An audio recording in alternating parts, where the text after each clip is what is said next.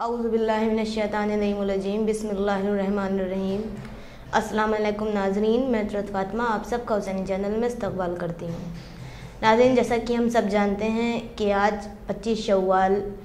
اور ہمارے اور آپ کے چھٹے امام حضرت امام جعفر صادق علیہ السلام کی شہادت کا روز ہے، اور آپ تمام مومنین کی خدمت میں، خصوصاً امام زمانہ عجل اللہ فرجہ کی خدمت میں امام کی شہادت کی تعزیت پیش کرتی ہوں۔ ناظرین، اسی امام کے حوالے سے ہم آپ کی خدمت میں ایک خاص پروگرام لے کر حاضر ہوئے ہیں، صادق آل محمد اور ان کا علم۔ ہمارے ساتھ ہمارے حسین چینل کے اسٹوڈیو میں موجود ہیں آج جناب مولانا امداد امام صاحب، جن سے ہم کچھ سوالات کریں گے۔ السلام علیکم۔ وعلیکم السلام ورحمۃ اللہ وبرکاتہ۔ سب سے پہلے تو آپ کا بہت بہت شکریہ کہ آپ ہمارے اس پروگرام کا حصہ بنے۔ ہم کو آپ امام کی زندگی سے کچھ چیزیں بتائیے کہ امام کو کن کن چیزوں کا علم تھا اور ان کی علم کی بلندیاں کیا کیا تھیں۔ اعوذ باللہ من الشیطان الرجیم، بسم اللہ الرحمن الرحیم۔ سب سے پہلے تو میں حسینی چینل کا شکریہ ادا کرتا ہوں کہ اس حقیر کو اس لائق سمجھا کہ اپنے اسٹوڈیو میں بلایا، اور ان کے تمام ٹیم کے لیے دعا گو ہوں کہ پروردگار ان کی توفیقات میں اضافہ فرمائے۔ چھٹے امام حضرت امام جعفر صادق علیہ السلام، کیونکہ تمام ائمہ میں آپ کی عمر بھی سب سے زیادہ تھی، جو جن اماموں کی شہادت ہوئی اس میں سب سے زیادہ عمر جو پائی ہے وہ حضرت امام جعفر صادق علیہ السلام نے پائی ہے، ورنہ زیادہ تر ائمہ جو ہیں وہ شہید کر دیے گئے، اور ان سے جو بغض تھا اہل بیت علیہ السلام سے لوگوں کو تو وہ جلدی ظاہر ہو گیا۔ لیکن چھٹے امام کے زمانے میں چھٹے امام کو خود بھی آپ کو موقع ملا جو تعلیمات اہل بیت اس کو نشر کرنے کا۔ آپ کی سب سے پہلے تو اپنے نوجوان بھائیوں کے لیے تھوڑا سا آپ کی ولادت کے سلسلے میں بھی بتا دیں کہ آپ کی ولادت جو ہے وہ 17 ربیع الاول سن 83 ہجری کو بھی تھی، کیونکہ آپ کے والد کا لقبی باخر العلوم تھا۔ جو اب باخر العلوم کا بیٹا ہوگا تو یقیناً اس کے علم اور صلاحیت جو ہے وہ خاص کر دنیا کے سامنے نمایاں ہوئے گی، اور پھر مخصوص من اللہ ہیں، اللہ کی طرف سے امام بھی بنائے گئے ہیں، لہٰذا آپ کے علمی کارنامے بہت سے ہیں، اور ایک تو والد کی طرف سے بھی آپ علم کا سرمایہ آپ کے پاس ہے، اور آپ کی جو والدہ تھیں وہ بھی کوئی عام گھرانے کی نہیں، بلکہ آپ کی والدہ قاسم بن محمد ابن ابی بکر کی بیٹی تھیں، اور جناب قاسم کی آغوش میں ان کی والدہ کی تربیت ہوئی، تو اور جناب محمد ابن ابی بکر کی بھی آغوش میں آپ کی والدہ کی تربیت ہوئی۔ محمد ابن ابی بکر وہ شخص ہیں جن کے لیے امیر المومنین علیہ السلام نے فرمایا کہ وہ غیر کے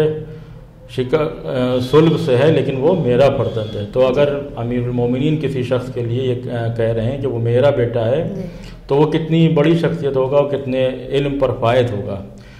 اور اس کے بعد جو آپ کے والدہ کے جو والد تھے جناب قاسم، یہ بھی اس وقت کے جو 7 فقہا تھے ان میں ان کا شمار ہوتا تھا، تو وہ بھی ایک معمولی انسان نہیں تھے بلکہ خود بھی ایک عالم تھے اور فقیہ تھے، تو ان کی بیٹی تھی، تو لہذا والد کی طرف سے بھی آپ علمی سرمایہ تھا اور والدہ کی طرف سے بھی آپ کو علمی سرمایہ، پھر خود بھی آپ جو ہیں مخصوص من اللہ تھے، اللہ کی طرف سے امام بنا کے بھیجے گئے تھے، لہذا آپ کے بہت سے کارنامے یا بہت سے ایسے واقعات، بہت سے مناظرے، بہت سے مکالمے ہیں جو تاریخ میں بیان کیے گئے ہیں۔ آپ کے زمانہ جب تھا تو منصور دوانخی کی حکومت تھی، وہ حاکم تھا، اور اس نے جا بجا امام کو اپنے دربار میں بلایا کہ ہم آپ سے دریافت کریں۔ کوئی ادیب آ گیا، کوئی محقق آ گیا، کوئی بہت بڑا عالم آ گیا، کوئی طبیب آ گیا، تو وہ یہ چاہتا تھا کہ کسی طرح سے بھی امام کو ہم معاذ اللہ ذلیل کریں، کوئی ایسا شخص آ جائے کہ جو اس کا علم کا چرچا اتنا ہو، اور جو جناب امام جعفر صادق علیہ السلام ہیں وہ اس کے جواب نہ دے پائیں، اس کے سامنے شرمندہ ہو جائے، تو ہمیں موقع ملے گا کہ دیکھو یہ جو ہیں جو دعویٰ کرتے ہیں کہ ہم اللہ کی طرف سے امام بنائے گئے ہیں یا ہم حضرت نبی کریم کے وارث ہیں، تو یہ حقیقی معنوں میں وارث نہیں ہیں، تو وہ موقع تلاش کرتے تھے، لیکن کیونکہ اللہ کی طرف اللہ نے ان کو بھیجا، تو کبھی بھی ایسا کہ اللہ نے کہا ہے کہ ہم عزت دینے والے ہم ہیں اور ذلیل کرنے والے بھی ہم ہیں، تو لہذا دشمن تو ذلیل نہیں کرتا بلکہ خود ذلیل ہوا، نہ جانے کتنے واقعات ہوئے، کوئی ادیب آگے آپ کو بلایا جائے. اسی طرح کا ایک واقعہ ہے کہ ایک طبیب تھا ہندوستان کا، جو وہ گیا وہاں مدینے میں. تو جب منصور کو پتہ چلا کہ وہ طبیب ہندوستان کا اس وقت بہت نامور طبیب تھا، اس کا نام تھا پورے خطے میں، تو جب اسے پتہ چلا کہ وہ آیا ہے تو انہوں نے اپنے دربار میں بلا لیا. تو دربار میں بلا کے، پہلے ہوتا تھا کیونکہ اب اتنے ذرائع بھی نہیں رہتے تھے، تو لوگوں کو پیغام کے ذریعے سے ہاں بہت بڑا طبیب آیا، سب لوگ سب اکٹھا ہو گئے لوگ، اور وہ اپنے علم کا مظاہرہ کرنے لگا. وہ بتانے لگا یہ اگر بیماری ہوگی تو اس کی شفائی ہے. آج کل کا تو دور نہیں کہ میڈیکل میں اتنے یعنی ڈپارٹمنٹ اور اتنی تحقیقات ہو گئی ہیں کہ انسان جو ہے وہ اتنا متوجہ نہیں ہوتا. لیکن اس زمانے میں کہ جب کوئی چھوٹی سی بھی بیماری ہوتی تو اس کا کوئی علاج بتاتا تو وہ سمجھ لیں بہت بڑا اس کو یعنی لوگ اس کو مانتے تھے، اور حتیٰ کہ یہاں تک کہ افراد ہوتے تھے اس کی پوجا کرنے لگتے تھے جو یعنی توحید سے دور رہتے تھے، پروردگار اللہ کو نہیں مانتے تھے، توحید سے دور، وہ اس کی پوجا تک کرنے لگتے تھے. اگر کوئی بیمار ہوا، سخت علیل ہوا تو اس کو، تو اسی طرح ایک طبیب جب آیا تو وہ اپنے علم کا مظاہرہ کر رہا تھا. تو منصور نے امام کو پیغام بھجوایا کہ آپ ہمارے دربار میں آئیے. تو امام کو جب پیغام ملا کہ ہاں منصور بلا رہا ہے، تو اچھا ائمہ کی یہ سیرت رہی، جب بھی کوئی ایسا واقعہ یعنی کوئی شخص آتا تھا یا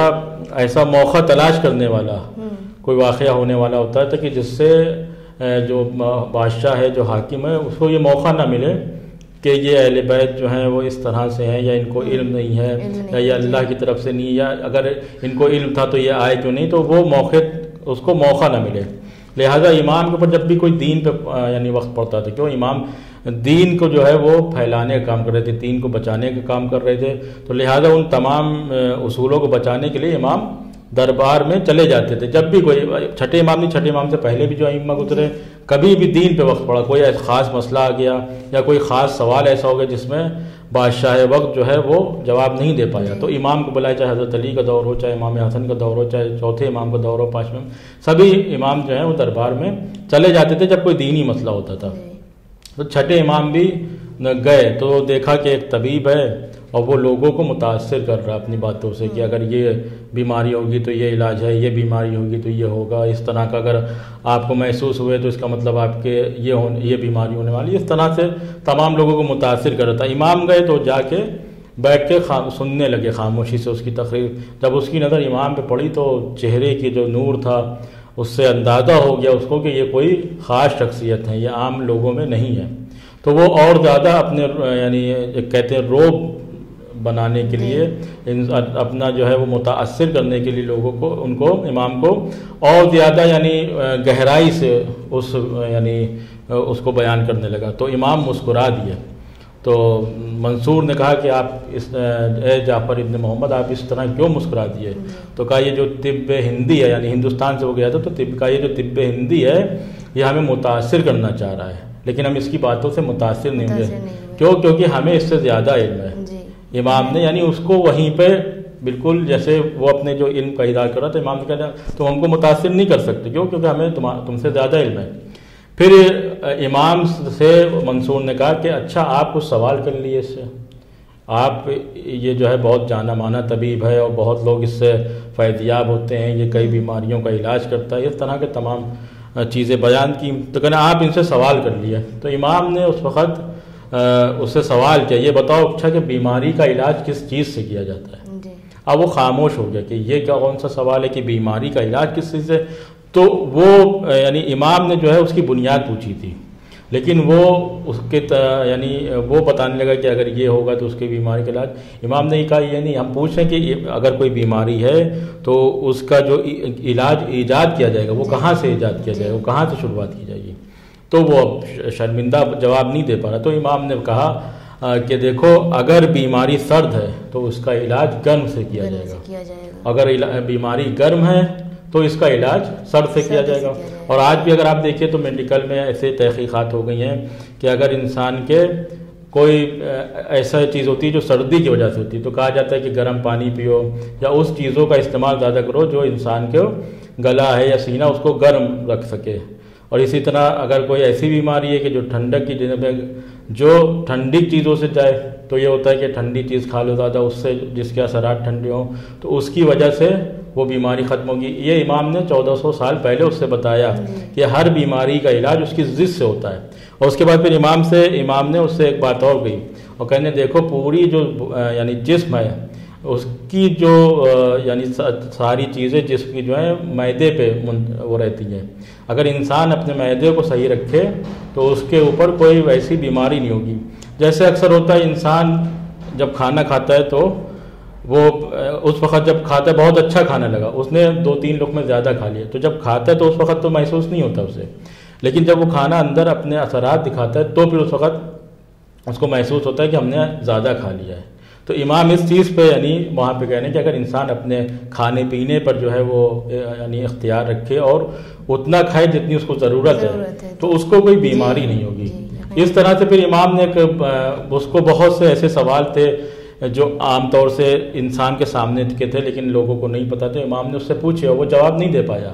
اسی طرح بھی امام نے اس کے یعنی جسم کو دیکھا، کیونکہ امام جو ہے وہ پوشیدہ سوال نہیں، اس کے جسم کو دیکھا کہ یہ بتاؤ سر پہ بال کیوں ہوتے ہیں، بال میں بالوں اور ناخنوں میں جان کیوں نہیں ہوتی ہے، ماتھے پہ جو بل پڑتے ہیں تیوریاں پڑتی ہیں یہ کس لیے پڑتی ہیں، آنکھوں کے دونوں آنکھوں کے بیچ میں ناک کیوں ہے اور ناکوں کے سوراخ نیچے کو۔ اس طرح سے امام نے کئی سوال کیے۔ اب وہ سوال سن رہا ہے اور پریشان ہو رہا ہے کہ یہ امام ایسے سوال کر رہے ہیں، یہ تو میرے علم میں نہیں ہے۔ پورے امام نے جو جسم کے اعضاء ہیں ان کے نام لیے کہ اس طرح سے کیوں ہوتے ہیں، یعنی ہتھیلی اور نیچے جو پاؤں کا تلوا ہوتا ہے اس میں بال کیوں نہیں ہوتے ہیں، وہ پلین کیوں ہوتے ہیں، تلوا ایک طرف کا اٹھا کیوں ہوتا ہے، آگے جو ہے وہ اور بیچ کا جو ہے تھوڑا سا آگے پیچھے کا نیچے کی طرف ہوتا ہے، بیچ کا اٹھا، اس طرح سے بہت سے سوال کیے۔ اب وہ پریشان ہوا کہ یہ کون سے سوال، اس کے بعد بھی وہ شرمندہ ہو کے اس نے اپنی عاجزی کا اعلان کر دیا، کہا ہم ان سوالوں کے جواب نہیں جانتے اور آپ ہی بتا دیے ان سوالوں۔ پھر امام نے ایک ایک کر کے اس میں ایک بتایا کہ اگر انسان کے سر پہ بال اس لیے ہوتے ہیں کہ یہ سردی اور گرمی کو انسان سے یعنی اس کے دماغ کو محفوظ رکھ سکے، کہ اگر اور اس کے بعد جو انسان روغن لگا رہا ہے تو اس کو یعنی جذب کرنے میں آسانی ہو۔ اسی طرح پھر امام نے کہا کہ بھویں اس لیے ہوتی ہیں تاکہ انسان جو سورج کی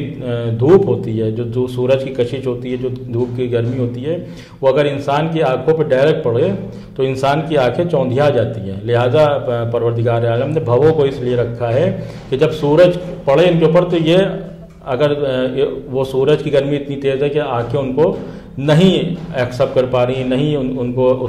یعنی سورج کی گرمی کو برداشت کر پا رہی ہیں تو فوراً یہ پلکیں اس کے اوپر سایہ کریں۔ اور اکثر ہوتا ہے کہ جیسے بہت تیزی سے جا رہے ہیں ایک دم سے سورج یعنی منہ پہ آتا ہے تو انسان فوراً اس کی آنکھیں بند ہونے لگتی ہیں۔ وہ کیا ہے، یہ بھویں جو ہیں وہ پلکیں جو ہیں وہ اس کو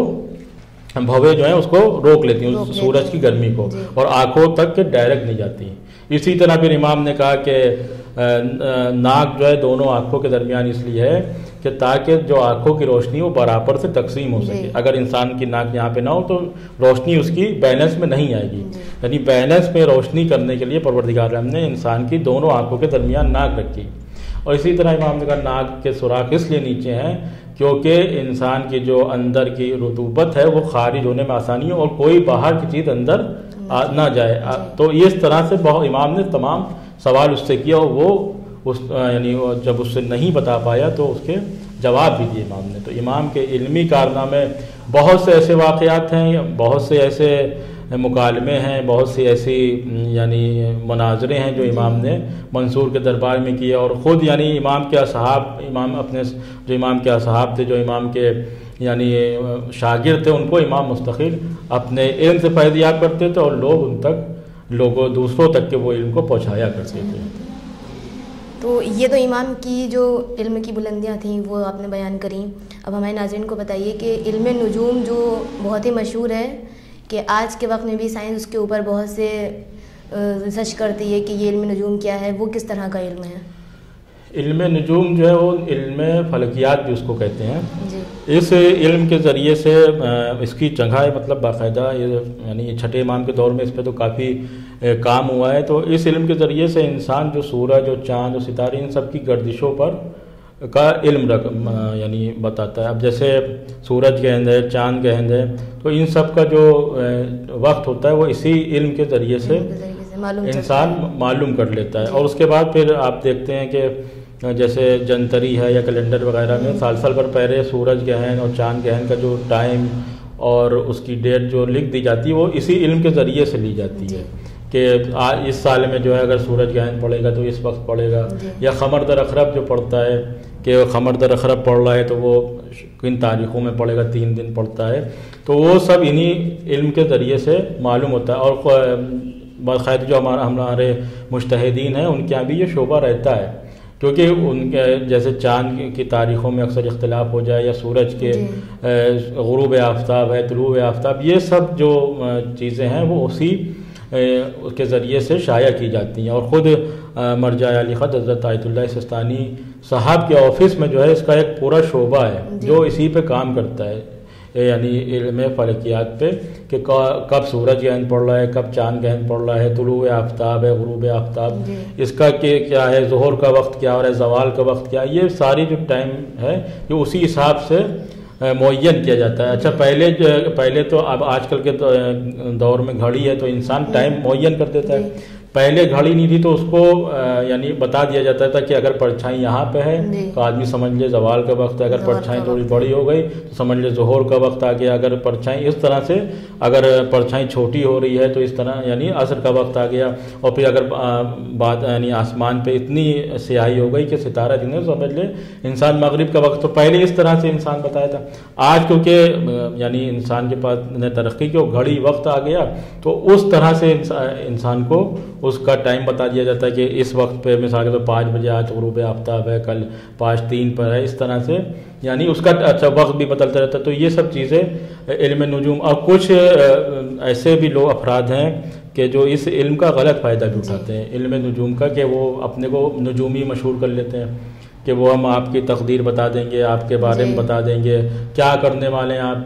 آگے آپ کے بہت زیادہ پریشان ہونے والے ہیں. تو اب جو انسان جو ہے وہ اپنے کو مال کمانے کے لیے, دولت کمانے کے لیے وہ یہ پروپیگنڈا کرتے ہیں کہ ہمیں وہ علم ہے اور وہ ہم اپنے علم کے ذریعے سے جو آپ کے اوپر آصب ہیں, جو آپ کے اوپر یعنی جو ان کے ستارے گردش میں ہم ان کو ٹال دیں گے. ان کا صرف مقصد یہ ہوتا ہے کہ مال حاصل کریں. تو اس کی دین نے بھی ممانعت کی ہے اور اماموں کے دور میں ائمہ نے بھی اس کی ممانعت کی ہے. غالباً جنگ نہروان کا واقعہ کہ ایک امام حضرت علی علیہ السلام جب جنگ پہ جا رہے تھے تو ایک شخص آیا اور کہنے کا مولا آپ جنگ پہ نہ جائیے. تو مولا امام یعنی حضرت علی علیہ السلام نے کہا کہ کیوں نہ جائیں, تو کہنے کا آپ کے ستارے گردش میں ہیں. تو امام نے کہا تم ستاروں کو جانتے ہو؟ کہنا ہاں مولا, ہاں ستاروں کو جانتے ہیں. تو کہا امام کے سامنے ایک گھوڑی کھڑی تھی جس کے شکم میں یعنی وہ حاملہ تھی. تو امام نے کہا بتاؤ اس کے شکم میں کیا ہے, نر ہے یا مادہ؟ تو وہ خاموش کھڑا دیکھتا رہا. اس کے بعد پھر امام نے کہا چاہیے جو گھوڑا کھڑا ہے اس کے سموں کے نیچے کیا ہے, تو وہ بھی نہیں بتا پایا, خاموش ہو گیا. تو امام نے کہا اچھا تم ستاروں کو جانتے ہو, تم چاند کی گردشوں کو جانتے ہو, تم ستارے کو جانتے ہو, تم سورج کے علم کو جانتے ہو, یہ بتاؤ کہ فلاں ستارہ جب گردش کرتا ہے تو فلاں جانور پہ کون سی کیفیت آتی ہے, فلاں جانور جب اس کیفیت میں ہوتا ہے تو کون سا ستارہ گردش کرتا ہے. اب وہ خاموش کرا. تو امام نے کہا تم تو سامنے کی چیزیں نہیں بتا پا رہے ہو اور تم بات کر رہے ہو بعد والی چیزوں کی. تو امام نے کہا سنو, جس جنگ پہ میں جا رہا ہوں وہاں ہمارے 10 نہیں مریں گے اور ہمارا جو دشمن ہوگا اس کے 10 نہیں بچیں گے. اور پھر وہی ہوگا, امام جنگ پہ گئے اور امام کے 10 لوگ بھی نہیں شہید ہوئے اور دشمن کے 10 نہیں بچے. تو امام کا یہ پیغام تھا کہ جو لوگ اس طرح کی باتیں کرتے ہیں ان کی رد کری امام نے کہ دیکھو تم بات کر رہے ہو وہ غلط بتا رہے ہو. تم کہہ رہے ہو کہ ہمارے ستارے گردش میں. ایک تو امام نے کہا کہ ایک انسان جو امام کو بتائے, اس کے بعد ایسی چیز جو نہ بتانی چاہیے آگ انسان کو بھی نہیں جانے. ابھی ہم یہاں سے نکلے کوئی شخص کہے کہ آپ آگے نہ جائیے کیونکہ آپ کے ساتھ کچھ ہو سکتا ہے. تو اب اگر ہم یعنی ائمہ سے وابستہ نہیں ہوں گے, توحید کو نہیں جانتے ہوں گے, نہیں اس کی معرفت رکھتے ہوں گے تو ہم بہک جائیں گے. ہم کہیں گے اور وہ کہے گا اچھا ٹھیک ہے ہم آپ کے اس جو مصیبت آ رہی ہے اس کو ہم روک سکتے ہیں. اب ہم کہیں کیا کریں, آپ جو ہے یہ کر لیا, آپ وہ کر لیا, آپ یہ سورہ پڑھ لیا, آپ دعا پڑھ لیے, آپ یہ کر لیے اور اتنا ہمیں آپ دے دیے. تو اس کا مقصد کیا ہوگا, صرف مال کمانا. تو اس طرح کے جو نجومی ہیں جو اپنے یعنی اس علم کے ذریعے سے مال کما رہے ہیں یا اس کو لوگوں کو گمراہ کر رہے ہیں, تو اس کی امام نے ممانعت کی ہے. پریشانیوں میں دعائیں ہیں، ظاہر سی بات ہے دعائیں ہیں، سورے ہیں، بہت سے اماموں نے بتائیں کہ بڑی سے بڑی مصیبتیں ہیں جو دعاؤں کے ذریعے سے، صدقے سے کے ذریعے سے وہ ٹل جاتی ہیں، لیکن انسان کو امام سے رابطہ رکھنا چاہیے۔ ایسا نہ ہو کہ ہم گنہگار و خطاکار لوگوں کے چنگل میں پھنس جائیں اور اپنے دین سے بھی دور ہو جائیں، امام سے بھی دور ہو جائیں، اور وہ عمل انجام دے دیں جو امام اور یعنی ائمہ علیہ الصلوۃ والسلام کو نہیں پسند ہے۔ تو ایسے لوگوں کی بھی ممانعت کرنی چاہیے کہ جو اس طرح سے لوگوں کو بہکاتے ہیں، اور ان لوگوں کو بھی روکنا چاہیے جو ایسے لوگوں کے پاس جاتے ہیں۔ اگر آپ کو اوپر مصیبت آئی ہے تو پروردگار عالم سے یعنی آپ توسل اہل بیت کر دیے اور وہ دعائیں پڑھیے جو اہل بیت علیہ الصلوۃ والسلام سے وہ مناجاتیں ہیں جو اہل بیت علیہ الصلوۃ والسلام سے آئی ہیں کہ پریشانیوں میں کس طرح انسان کی، یعنی کوئی ایسا گوشہ ہمارے ائمہ نے نہیں چھوڑا ہے کہ جس کے اوپر دعائیں نہیں بتائیں گے کہ انسان یہاں تک کہ اگر انسان بیمار ہو، یہ بیماری ہو تو یہ دعا پڑھ لے، پریشان ہو تو یہ دعا پڑھ لے، اولاد نہیں ہو رہی ہے تو یہ دعا پڑھ لے، رزق اگر انسان رزق کے سلسلے میں پریشان ہے تو یہ دعا پڑھ لے۔ تو کوئی گوشہ ایسا نہیں چھوڑا ہمارے ائمہ نے کہ جو انسان کسی طرح گمراہ ہو۔ تو لہذا ان افراد کو ہمیں مذمت اور ممانعت کرنی چاہیے کہ جو ایسا کام انجام کرتے ہیں کہ اپنے علم کے ذریعے سے لوگوں کو بہکاتے ہیں، اور ان افراد کو بھی ہمیں ان کی اصلاح کرنی چاہیے کہ جو ایسے لوگوں کے پاس جاتے ہیں، جائیں ان لوگوں کے پاس جائیں جو عرفاء ہیں، جو علماء ہیں، کہ جو جن کا کام ہے کہ اس دعا کے ذریعے اور ان مناجاتوں کے ذریعے سے انسان پریشانیاں اس کی دور ہو جائیں اور اہل بیت سے وہ قریب آئے، نہ کہ اہل بیت سے دور چلا جائے۔ یقیناً۔ اور پھر سب سے بہترین چیز تو صدقہ ہی ہوتا ہے، صدقہ ہی انسان نکال دے تو ساری بلائیں دور ہو جاتی ہیں۔ بہت سے ایسے واقعات ہیں کہ انسان جا رہا ہے اور اس نے صدقہ دے دیا اور اس کو خود محسوس ہوتا ہے کہ ایسا حادثہ ہو گیا کہ اسے یعنی اندازہ بھی نہیں ہو سکتا تھا کہ ہم بچ جائیں گے، وہ بچ گیا۔ وہ تو اس کے اوپر ایک کیفیت آتی کہ اب یہ جو ہم نے صدقہ دیا تھا یہ اسی کی وجہ سے ہماری جان بچ گئی۔ تو ایسے واقعات بہت سے دیکھنے کو ملتے ہیں، سننے کو ملتے ہیں، جو صدقے کی وجہ سے مصیبتیں ٹل جاتی ہیں۔ کیا کچھ ایسی بھی کتابیں ہیں کہ جو امام نے لکھی ہوں یا امام کے کسی شاگرد نے لکھی ہوں جو آج کے ٹائم میں ملتی ہوں؟ امام تو کتاب کسی امام نے کتاب نہیں لکھی ہے، نہ کیونکہ نہ نبی کریم نے کوئی کتاب لکھی، نہ کسی امام نے کتاب لکھی۔ تو اس کی کیا وجہ تھی کہ جو اماموں نے کوئی کتاب نہیں لکھی؟ وہ کیونکہ نبی بھی جو ہے وہ اللہ کی طرف سے بن کے آئے، اور حضرت نبی کریم کو قرآن دنیا تک پہنچانا تھا۔ تو اگر نبی کریم کوئی کتاب لکھ دیتے تو ہو سکتا ہو کوئی شخص یہ کہہ دیتا کہ دیکھو یہ جو محمد ابن عبداللہ ہیں ان کا یہ کلام ہے، یہ اللہ کی طرف سے نہیں آیا۔ تو نبی کریم نے کبھی کتاب نہیں لکھی، اسی وجہ سے لوگ الزام بھی لگا دیتے ہیں کہ نہ ہمارا نبی یعنی نبی کریم پڑھے لکھے نہیں تھے معاذ اللہ۔ تو یہ اس طرح کے الزام بھی لگاتے ہیں کہ انہوں نے کبھی قلم نہیں اٹھایا، بلکہ انہوں نے اس لیے کوئی کتاب نہیں لکھی کیونکہ ان کو اللہ کے جو یعنی کلام تھا، جو اللہ کی کتاب تھی، اس کو دنیا تک پہنچانا تھا۔ تو اپنی ذات کی نفی کر کے اللہ کے کلام کو انہوں نے مقدم کیا کہ تاکہ دنیا نہیں کہنے پائی یہ محمد کا کلام ہے۔ کیونکہ یہ آج کے اس دور کے بھی اور آج بھی کے لوگوں میں اتنی صلاحیت اور اتنا علم اور اتنی معرفت نہیں ہے کہ وہ نبی کے کلام کو اور اللہ کے کلام کو سمجھ سکیں۔ اس وقت تو یعنی عرب کے جو مطلب اپنی بیٹیوں کو زندہ دفن کر دیتا تھا، جو نہ بڑوں کی عزت کرتا تھا نہ چھوٹوں کا احترام کرتا تھا، تو وہ کہاں سے اس کی تمیز کر دیتا کہ کون سا نبی کا کلام ہے، کون سا خدا کا کلام ہے۔ تو نبی نے اپنے یعنی کوئی ایسی کتاب نہیں لکھی کہ لوگ یہ کہہ سکیں کہ یہ نبی کریم نے قرآن بھی اپنی طرف سے بیان کر دیا، بلکہ نبی نے وہی چیز پہنچائی جو اللہ کی طرف سے کلام میں آئی۔ اور اس کے بعد پھر ائمہ نے بھی، اگر نبی کی کتابوں کو دیکھنا ہے تو ان کے اصحاب کو دیکھ لیے، سلمان فارسی ہیں، عمار یاسر ہیں، اسی طرح جو نبی کے اصحاب ہیں۔ تو یہ ہمارے نبی اور ائمہ جو ہیں وہ اپنے علم کا اظہار جو ہے وہ اوراق پہ نہیں کرتے ہیں، بلکہ اپنے علم کا اظہار جو ہے وہ انسان کے نفوس پہ کرتے ہیں۔ اگر انسان کے کسی کو نبی کے علم دیکھنا ہے، کسی کو حضرت علی علیہ السلام کا علم دیکھنا ہے تو حضرت امیر المومنین کے اصحاب کو دیکھ لیں کہ ان کے اصحاب کا جو کردار ہے اس سے اندازہ ہوگا کہ آپ کے پاس کتنا علم ہے۔ اور اس کے بعد جو یعنی علماء ایسے ہیں کہ جو یعنی خاص کسی اس میں کام کر رہے ہیں یا مثال کے طور پہ قرآن کے اوپر کام کر رہے ہیں، تو وہ بھی چاہتے ہیں کہ ہماری ذات کی نفی ہو جائے، وہ اللہ کے لیے کام کرتے ہیں۔ تو یہ نہیں چاہتے کہ ایسا نہ ہو کہ ہم اللہ کے یعنی اللہ کے کلام پہ کام کر رہے ہیں یا قرآن کی تفسیر لکھ رہے ہیں، تو ایسا نہ ہو کہ ہماری ذات افضل ہو جائے، وہ کلام کے جو ہم نے اللہ کے کلام کے لیے کام کیا وہ لوگوں کی نظر میں نہ ہو۔ تو اسی طرح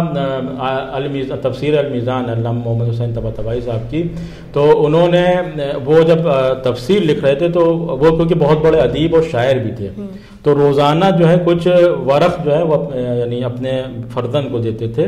تو وہ فرزند جو ہے وہ کہتے تھے جاؤ بیٹا اس کو کنویں میں ڈالو، اور وہ فرزند ان اوراق کو لے کر کنویں میں ڈال آتا تھا۔ تو ایک دن ہوا 2 دن، اسی طرح وہ روز اپنا ان کے فرزند جو تھے وہ یہ سمجھتے تھے کہ بابا قرآن کی تفسیر لکھ رہے ہیں تو ہو سکتا کچھ ایسے رف لکھ دیتے ہوں جو مطلب اس میں نہ شامل کر دیں اور اس کو کنویں کے حوالے کرا دیتے ہیں تاکہ اس کی بے ادبی نہ ہو۔ تو اس طرح سے وہ روزانہ اپنے فرزند کو وہ دیتے رہتے تھے۔ ایک دن کیا وہ ان کے فرزند جا رہے تھے اور ہوا چلی اور اس میں سے ایک یعنی ورق تھا وہ گرا۔ اب جب انہوں نے گرایا تو بہترین کلام تھا، تو وہ پلٹ کے سارے جو اوراق تھے اس کے پاس وہ لے کے اپنے بابا کی خدمت میں آگے یعنی محمد حسین طباطبائی صاحب کے پاس، اور کہنے بابا یہ جو آپ نے دیا یہ تو بہترین کلام ہے، اگر اس کو ہم اکٹھا کر لیں اس طرح کا کلام تو بہترین دیوان چھایا ہو جائے گا۔ تو انہوں نے کہا کہ بیٹا جو کل تک تم پھینکنے جا رہے تھے کنویں کے حوالے کرنے جا رہے تھے وہ بھی تو میرا کلام تھا، تم نے کل نہیں کہا بابا آج ہمیں علم ہوا کہ یہ جو آپ نے دیا تھا وہ یعنی آپ کا کلام ہے، آپ کا دیوان ہے۔ تو کہا بابا اس کی کیا وجہ ہے کہ جو آپ اس طرح سے یعنی اپنے کلام کو مطلب کنویں کے حوالے کر ڈال لیں، اگر اس کو چھپوا دیے تو لوگوں کے کام آئے گا۔ تو انہوں نے کہا کہ بیٹا دیکھو ہم قرآن کی تفسیر لکھ رہے ہیں اور ہم نہیں چاہتے ہیں کہ ہماری جو تفسیر لکھی جائے تو اس کے ساتھ ہمارا دیوان بھی شائع ہو۔ ہم نے اپنی ذات کی نفی کر لی کہ اللہ کے کلام کی خاطر ہم اپنی ذات کی نفی کر رہے ہیں۔ تو اس طرح سے یعنی جو علماء کا یہ کردار ہے کہ وہ اپنی جو صلاحیت ہوتی ہے اس کو یعنی دبا لیتے ہیں کہ اللہ کا جو کلام ہے وہ مقدم رہے، وہ افضل رہے۔ تو اسی طرح کے تمام ائمہ نے جو پیغامات دیے کہ کسی طرح کوئی ایسا الزام نہ لگنے پائے کہ یہ اللہ کی طرف سے نہیں ہے یا منسوب من اللہ نہیں ہے، تو وہ اپنے کو یعنی اپنے جو علم کا اظہار تھا وہ اوراق پہ نہیں بلکہ لوگوں کے نفوذ پہ کرتے رہے۔ جیسے کہ امام کی شہادت کی 2 تاریخیں ہیں، ایک 15 شوال ہے اور ایک 25 شوال، تو ان دونوں تاریخوں میں 2 روایتیں کس طرح سے مطلب پائی جاتی ہیں؟ کیا دیکھیے اکثر یہ ہوتا ہے جیسے 15 شوال امام کی شہادت کی تاریخ 15 شوال 148 ہجری، اور دوسری روایت 25 شوال 148 ہجری ہے۔ تو اس میں ہوتا یہ ہے کہ اصل میں اب جیسے آج کل کا جیسے ذریعہ ہے کہ اب کوئی واقعہ ہوا ہم نے یہاں سے میسج کر دیا، پوری دنیا میں سیکولیٹ ہو گیا اور لوگوں تک پہنچ گیا، لیکن اس زمانے میں اتنے ذرائع نہیں تھے۔ اب مثال کے طور پہ آج کوئی واقعہ ہوا اور اس کی ہم نے خبر دی اپنے پڑوسی کے، پڑوسی نے اگلے نہ پہلے اتنی آبادی تھی کہ لوگ ایک دوسرے سے جڑے رہے۔ اب آج کوئی واقعہ مثال کے طور پہ کل کوئی جو ہے وہ دوسرے شہر میں جا رہا تھا، اب اس نے وہاں گیا کہنا کل وہاں جو ہے ان کی انتقال ہو گیا، ان کی شہادت ہو۔ اس طرح سے بھی اکثر ہوتا ہے کہ روایتیں بن جاتی ہیں کہ 15 شوال کو بھی اور امام کا کوئی چاہنے والا یا کوئی امام کے صحابی جو ہے وہ جب دوسری جگہ پہنچا تو وہاں 25 شوال ہو اور وہاں بتایا کہ امام کی شہادت ہو گئی، تو انہوں نے اس تاریخ میں غم منانا شروع کر دیا کہ آج ان کا خبر ہوئی۔ اسی طرح آپ دیکھیں کہ اگر جیسے جب جنت البقیع منہدم کی گئی تھی تو اس کی خبر جب لکھنؤ آئی تھی تو یہاں جو خبر آئی تھی تو جنت البقیع شوال منہدم کی گئی تھی، لیکن جب لکھنؤ خبر آئی تھی تو سفر کا مہینہ تھا، تو یہاں پہ ایک یعنی پروگرام شروع کیا تو جنت البقیع کے سلسلے میں، تو وہ پروگرام یعنی جنت البقیع کے یعنی جو جس تاریخ میں وہ پروگرام ہوتا ہے اس دن جنت البقیع منہدم نہیں کی گئی، لیکن کیونکہ یہاں اس دن خبر آئی تھی تو اب وہ دن یوم جنت البقیع کے نام سے منایا جانے لگا۔ مطلب کہ دونوں ہی تاریخیں امام کی شہادت کی، ہاں یعنی اگر انسان کیونکہ غم بنانا غم بنا رہا ہے انسان تو کوئی غلط بات نہیں ہے، اگر انسان غم بنا رہا ہے تو 15 شوال کو جو یعنی وہ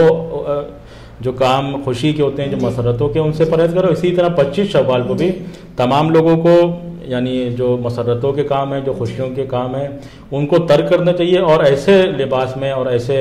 انداز میں رہنا چاہیے کہ لگے کہ ہاں ان کے امام کی شہادت کرو تھے آج۔ تو بہت بہت شکریہ آپ کا اسی کے ساتھ کہ آپ ہمارے اس پروگرام کا حصہ بنے، اور ناظرین اب مجھ کو دیجیے اجازت، آپ سے پھر ملاقات ہوگی۔ السلام علیکم، خدا حافظ۔